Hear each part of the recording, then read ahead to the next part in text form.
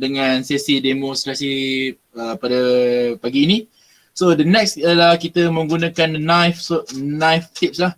So mata tip yang berbentuk seperti kapak ataupun dalam kategori secara standardnya ialah orang memanggil mata tersebut ialah mata kapak atau kalau dalam kat Malaysia most familiar nama ataupun nama paling popular lah ni ialah tip soldering kapak, tapi dia punya nama standard ialah K-series ataupun knife.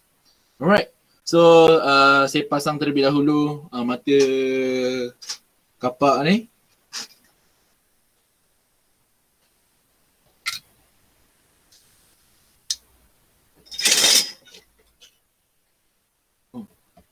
Mati pula. Sebentar ya, batting saya mati. Ya, Assalamualaikum dan salam sejahtera. Minta laluan sekejap Yus. Boleh.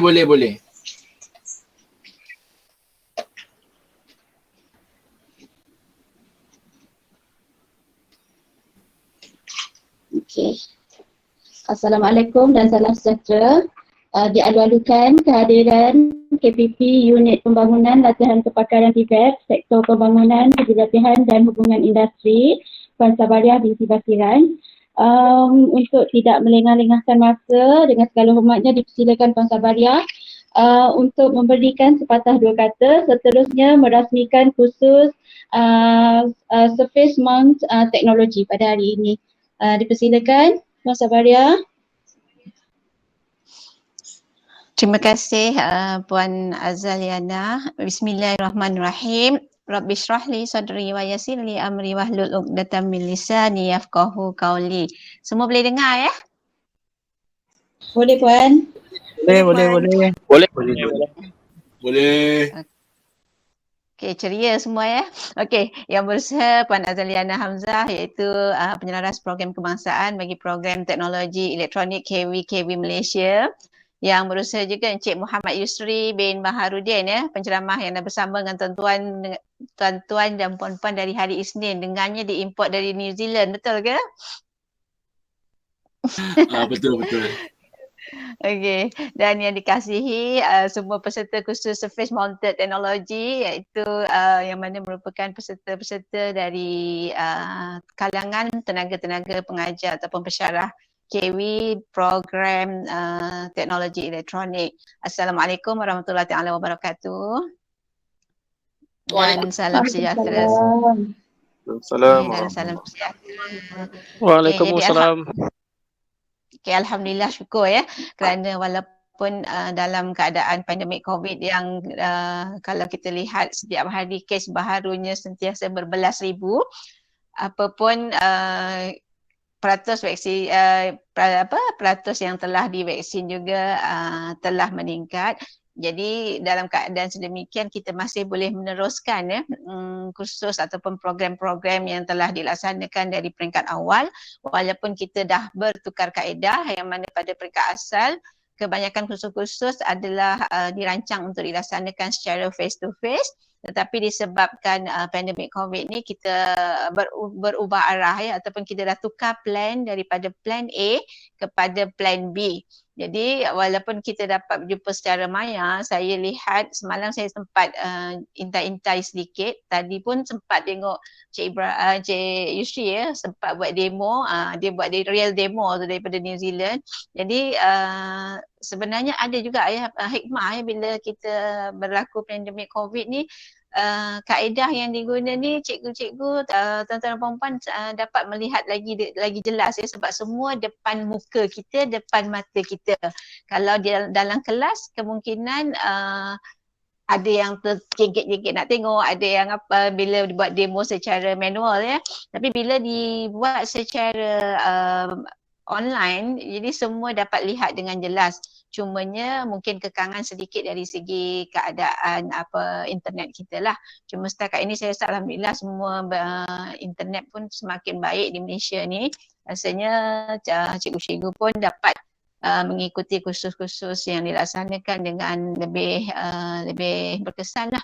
Okey, jadi tahniah dan syabas juga ya kepada peserta-peserta kita, sebab saya difahamkan kita ada 45 peserta yang mana terdiri daripada 31 KW yang ada program elektronik, dan kesemuanya dapat hadir alhamdulillah. Dan untuk perkongsian ESP 866 ni apa?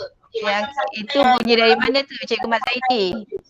Ya. Cikgu Mat Zaidi tak apa tu? Uno lah, sebab saya tak mau pakai Uno. Uno ataupun Arduino. Cikgu Zaidi tak sengaja tu turn on mic tu Cikgu Zaidi.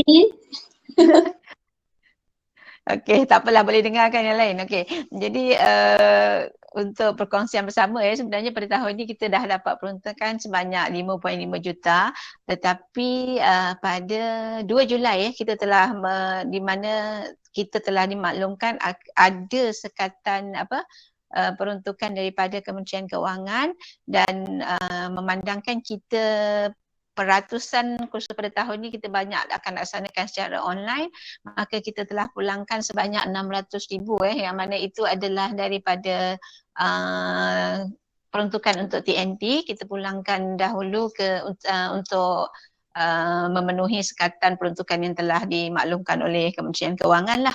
Walau bagaimanapun insya-Allah daripada segi perjalanan kursus tidak akan terjejas sebab kalau ikut pada peringkat awal kursus-kursus yang kita akan laksanakan hanya sebanyak 73 kursus. Tetapi bila kita dah buat penjajaran yang mana kita bertukar daripada plan A kepada plan B, sebanyak 112 kursus telah dirancang dan akan dilaksanakan, yang mana kita dapat pertambahan hampir 100% daripada 72 kepada 112, hampirlah tak. Jadi dalam dari masa ke semasa pun akan mungkin berlaku pertambahan kursus yang mana dipohon dari KW-KW lah untuk pelaksanaan kursus-kursus mengikut keperluan KW. Jadi ada hikmah lagi bila kita turun bertukar kepada plan B, yang mana selain daripada bila kursus bertambah, makanya peserta-peserta yang akan dapat mengikuti kursus juga akan bertambah lebih ramai daripada yang asal lah. Okay, jadi sebenarnya untuk makluman tuan-tuan dan puan-puan, pada minggu ini sahaja kita ada melaksanakan 8 kursus, yang mana 6 kursus adalah kursus upskilling dan 2 kursus adalah kursus persijilan profesional yang berjalan serentak pada minggu ini, yang mana dia melibatkan bidang-bidang kosmetologi, pemesinan industri, teknologi elektronik ada 2, kemudian pengurusan perniagaan ada 2, dan juga kosmetologi. Maksudnya ada 8 kursus yang dilaksanakan serentak pada minggu ini. Okey, dan di sini juga saya ingin mengambil kesempatan untuk mengucapkan terima kasih kepada penyelaras program kita iaitu Puan Azaliana, dan nanti sampaikan salam dekat pengarah KW serta tim yang terlibat untuk membuat perolehan untuk melaksanakan kursus-kursus yang akan dilaksanakan tahun inilah. Dan boleh pesan juga kepada pengarah KW, kalau ada kesempatan boleh pantau, boleh jenguk-jenguk kursus-kursus yang dilaksanakan, boleh mungkin dalam masa yang sama boleh memberi pendapat tentang pelaksanaan kursus-kursus tersebut lah Puan Azhar. Okey, jadi sebenarnya tuan-tuan dan puan-puan, untuk tahun ini kita juga selain daripada kursus-kursus upskilling dan juga kursus persijilan profesional, kita juga melaksanakan kursus persijilan SKM, VTO dan induksi, yang mana perlu untuk memenuhi keperluan untuk verifikasi pusat pertalian cawangan di bawah JPK. Dan pada tahun ini seramai 212 guru-guru vocational kita menghadiri kursus persijilan SKM yang mana dibuat melalui dengan kerjasama BPLTW dan juga IPG KPT lah. Okey, jadi itu sedikit perkongsian. Dan untuk peringatan mesra kepada tuan-tuan dan puan-puan peserta kursus, dalam surat panggilan ada dinyatakan tentang keberadaan cikgu-cikgu yang berkursus, disebabkan cikgu dah ada surat yang rasmi, jadi cikgu tidak melaksanakan PDPR semasa kursus, jadi bolehlah tumpukan ataupun fokus kepada kursus-kursus yang dilaksanakan.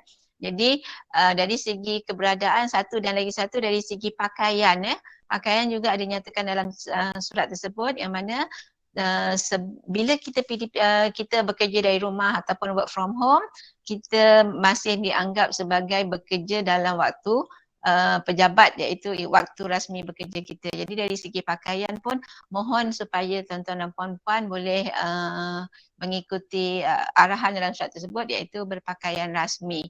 Jadi kalau yang lelaki ke perempuan yang rasmi tu separuh kat atas pun dah ikut lah pada saya, sebab yang kat bawah tu tak nampak, bawah nak pakai plekat ke kalau yang lelaki ke, nak pakai seluar pendek ke, terpulanglah ikut keselesaan tuan-tuan dan puan-puan. Yang penting yang dalam skrin tu nampak rasmi tuan-tuan dan puan-puan. Jadi pohon supaya kita dapatlah menjaga kita punya etika sebagai peserta khusus. Jadi yang penting yang dalam skrin. Jadi ikut etika berpakaian rasmi kita sepanjang kita berkursus. Okey. Jadi kalau lihat kepada kehadiran, saya rasa insya-Allah tak ada, sebab kalau sekarang kalau tengok 44, 48. So peserta kita 45. Mungkin itu termasuk saya, kemudian PPK dan juga penceramah kita lah. Okey, dan kemudian apa yang kami harapkan di PPLTV ialah bila kita dah mohon, kita cuba usahakan untuk mendapatkan peruntukan setiap tahun untuk digunakan bagi meningkatkan kompetensi ataupun juga profesionalisme tuan-tuan dan puan-puan. Jadi gunakanlah peruntukan yang kita dah dapat tu dengan sebaik mungkin, dengan memberi komitmen yang terbaik untuk menjadi peserta yang terbaik lah dalam setiap kursus-kursus yang dilaksanakan. Dan apa yang penting ialah kita nak value for money maksudnya supaya apa peruntukan yang kita guna tu akan memberi impact yang maksimum kepada kita semua. Dan yang penting sekali ialah untuk anak-anak TVET kita lah, yang mana kita faham anak-anak TVET kita pun untuk dia kompeten, cikgu-cikgu kita kena kompeten terlebih dahulu. Jadi diharap bila tuan-tuan dan puan-puan telah mendapat pengetahuan baru, dapat pengalaman baru, mengikuti kursus yang diadakan, balik jangan lupa kongsi. Kongsi dengan rakan-rakan dan juga pastinya kena kongsi dengan anak-anak didik kita di KV supaya mereka dapat apa yang telah kita pelajari. Dan kalau ada rezeki, anak-anak kita tu mungkin ilmu yang dia ada, dia akan panjangkan kepada orang lain. So pahala kita masih ada dekat situ InsyaAllah untuk ganjaran ataupun bekalan akhirat kita lah. Sebagai itu untungnya jadi pendidik ni, segala ilmu yang kita turunkan akan jadi sebahagian daripada amal jariah kita. Sebab bukan senang nak buat amal jariah ni. Okey. Jadi jangan lupa kongsi. Kemudian pastikan kongsi yang betul, jangan kongsi yang tidak betul. Dan selain daripada itu juga, di sini saya ingin mengucapkan terima kasih juga kepada penceramah yang nampak memberi komitmen yang tinggi dan bersungguh-sungguh mengajar cikgu-cikgu ataupun pensyarah-pensyarah serta tenaga pengajar kita di KV lah.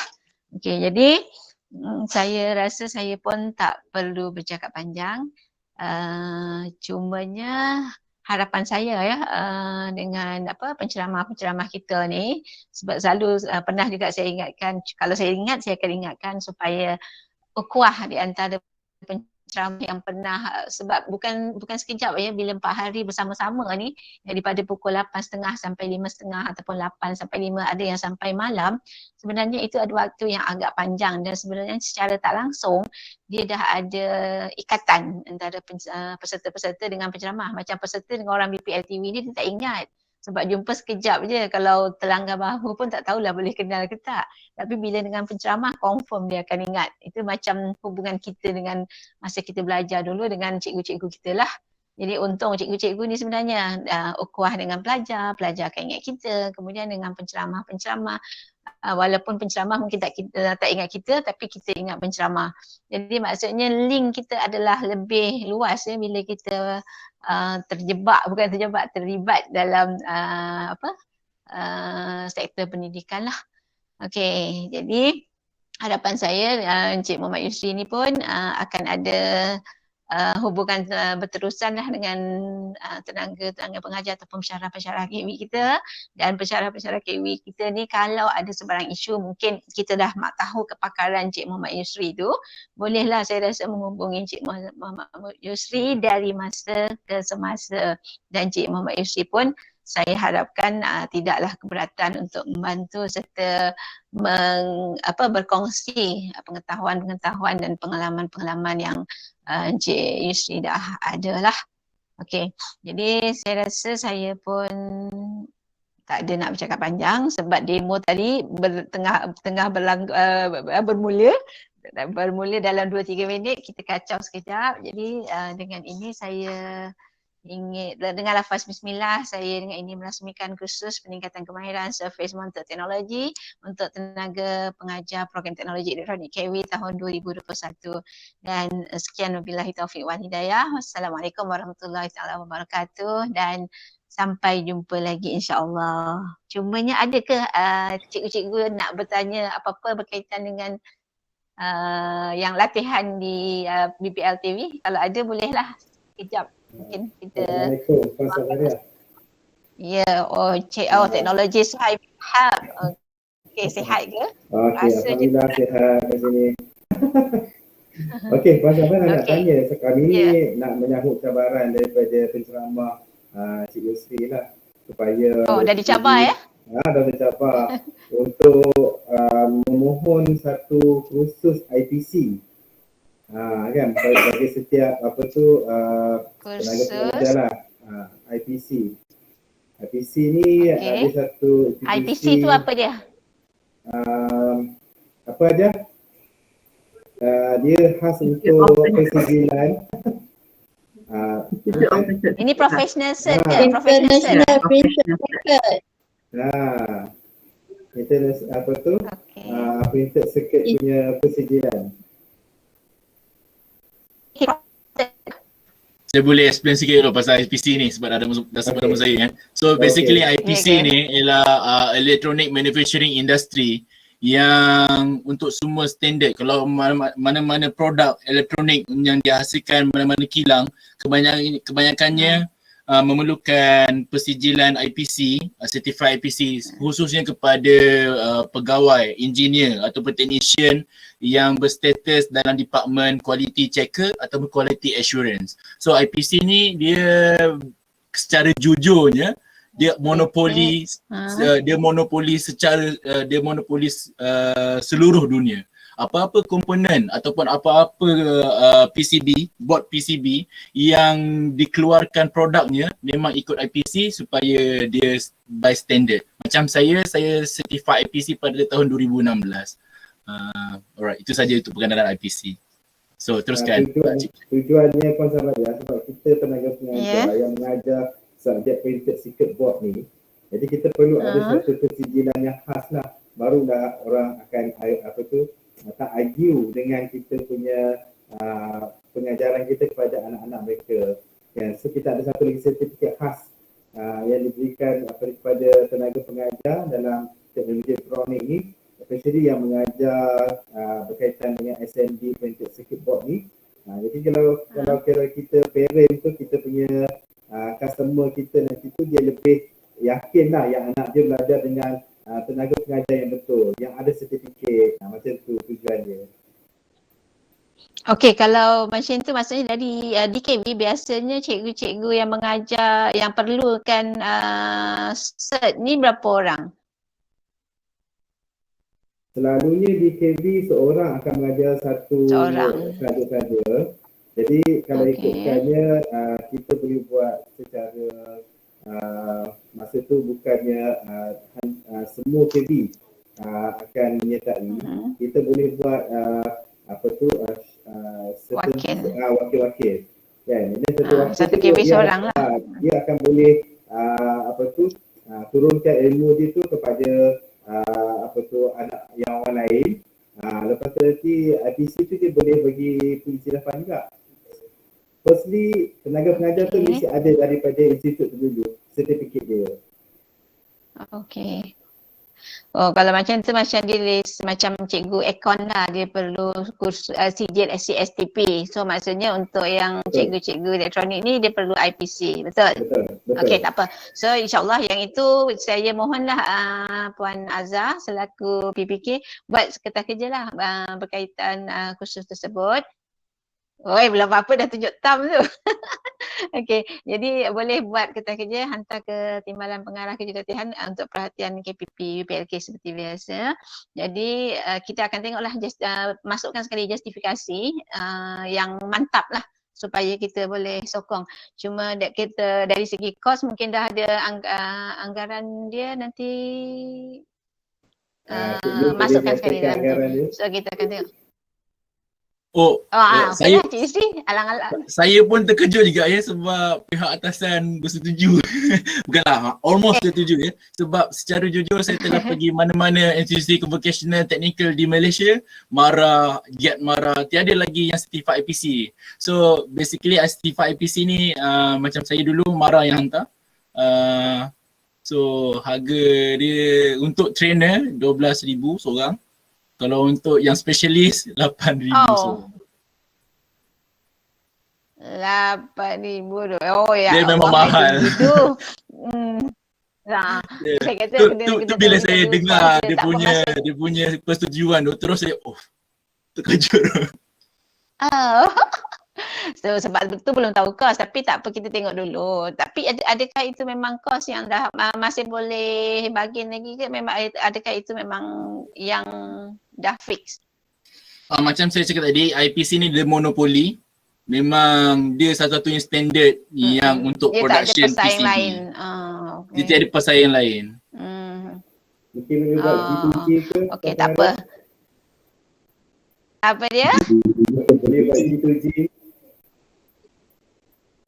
Tak apa-apa pun buat kertas kerja dulu, sebab bila kita akan tengok adakah itu sebagai nice to have ataupun must have. Kalau dia jatuh kepada must have, tapi cost pun kena fikir balik lah, sebab bila 12,000 per head, 12,000 tadi per head kan? Betul.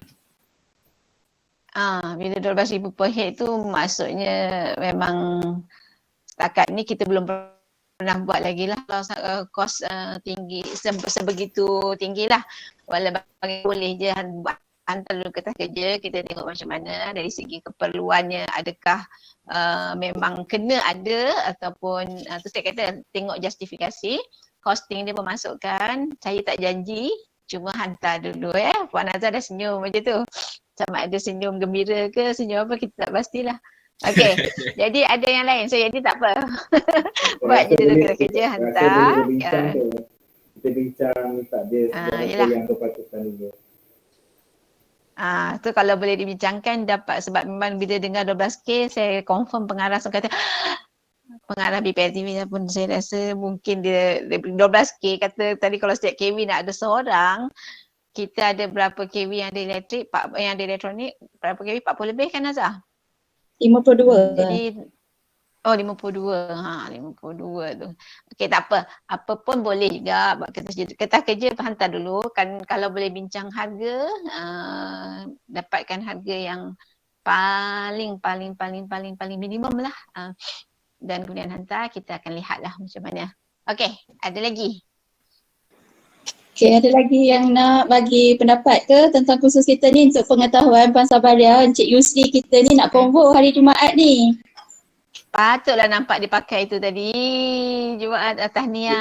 Ini buat apa? Buat PhD.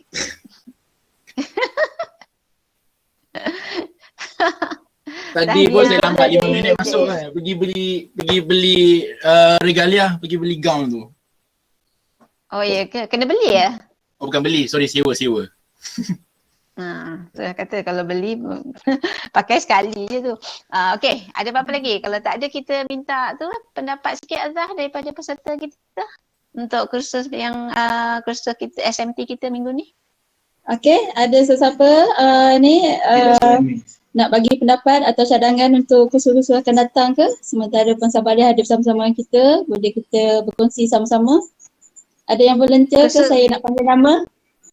Kursus minggu ini. Khusus yang sedang Ya. dilaksanakan ni, komen dia orang. Laksanakan. Ada apa-apa pendapat ke, cadangan ke untuk penambahbaikan? Saya jemput lah kalau gitu, tak ada ni untuk ni kan. Cikgu Laila tu saja daripada KB Setapak, ada apa-apa cadangan atau feedback? Assalamualaikum warahmatullahi wabarakatuh. Assalamualaikum Puan Sabaya, selamat datang ke kursus kami. Waalaikumsalam. Okay, actually kursus ni pada mulanya bila kita rancang tu nampak macam boleh ke kita buat kursus ni online? Macam Pak Hajar Azhar tanya saya, siapa yang boleh mengajar? So saya cakap, saya ada satu kawan yang memang ajar budak KB skill. So saya duk imagine, macam mana dia nak ajar online kursus ni? Macam nampak macam pelik lah sebab benda tu kita kena face to face kan. Tapi Alhamdulillah lah bila dah jalan selama 2 hari, 3 hari ni, nampak adalah dia punya feedback yang positif lah. Maknanya mesti tunjukkan memang kita nampak benda-benda tu. Cumanya saya harap lah kalau boleh face to face next time kita buat kursus yang sama, sebab lebih senang bila kita face to face nak solder tu dia punya banyak punya target lah, dia punya effect lah, kita tak nampak kalau kat rumah kan. So saya cadangkan kalau katakan ada budget and then ada lagi kursus yang macam ni bagus diadakan. Sebab budak-budak kita memang tidak berkemahiran dalam benda-benda macam ni. Saya dah terlibat dalam KB skill daripada awal sampai terakhir. Nasib baik kita ada tenaga pengajar daripada Cikgu Sri. Kita panggil hakim-hakim untuk ajar personally. Tapi kali ni sebabkan JU dah bangunkan satu syllabus yang mantap ni, baru kita boleh adakan kursus dan baru budak-budak kita akan didedahkan dengan teknik-teknik pematahan mengikut ITC. Itu yang saya nampak sangat bagus lah. Okey. Terima kasih Cikgu Laila tu Sadia.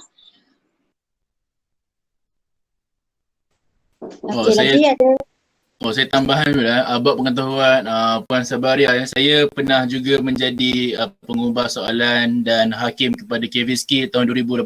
Ya, betul je Cikgu Ella? Betul-betul memang kita minta khidmat. So basically hubungan saya dengan KV ni amat akrab lah. Kalau nak katakan pergi pertandingan peringkat kebangsaan tu, selalunya memang kami akan join training ataupun kadang-kadang kami berkongsi maklumat antara pasukan MARA dengan KV lah untuk ke arah final. Selalunya kami buat macam tu. Betul kan Cikgu Ella, betul ya?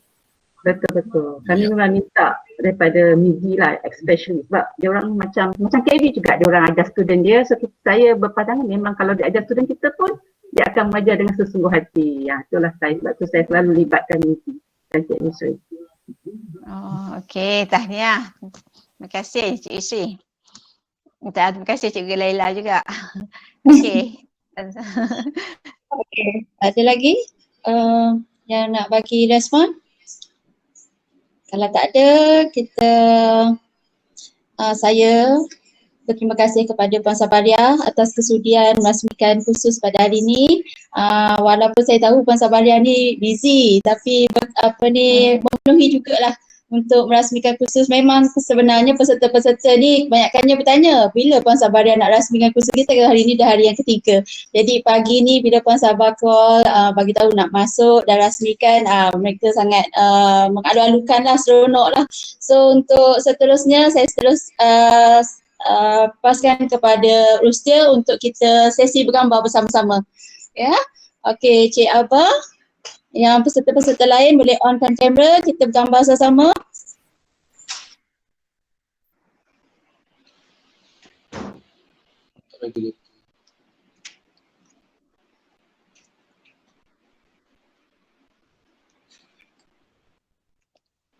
Kira ya Abah, kan tak tahu dah ambil gambar ke belum? Cikgu semua tolong buka kamera dulu. Cikgu nak ambil gambar ni.